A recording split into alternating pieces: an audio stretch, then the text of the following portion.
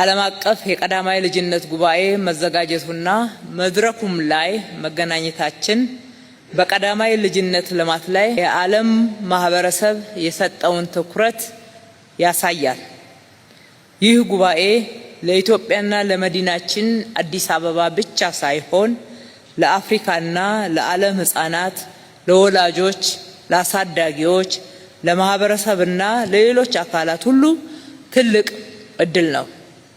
አዲስ አበባ እንደ ዓለም የዲፕሎማሲ ማዕከልነቷ የተለያዩ ሀገሮችን የምታገናኝ መዲና በመሆኗና የአፍሪካም የፖለቲካል ዋና ከተማ እንደመሆኗ በቀዳማይ ልጅነት ተምሳሌት የሆኑ ስራዎችንም በማከናወኗ ይህንን ዓለም አቀፍ ጉባኤ ማዘጋጀት እድል ስለተሰጣትም እጅግ አድርገን እናመሰግናለን።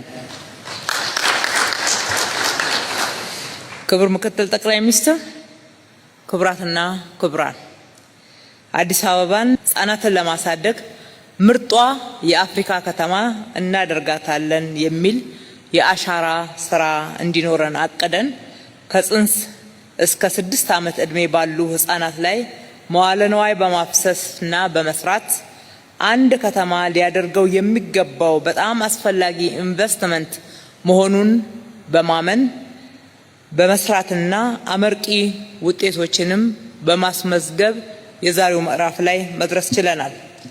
ይህ መዋለ ንዋይ ማፍሰስ ለህፃናት ብቻ ሳይሆን ለቤተሰቦቻቸው፣ በተለይም ለእናቶች፣ ለማህበረሰብ፣ ለሀገር ዘላቂ ልማት ወሳኝ ሚና አለው።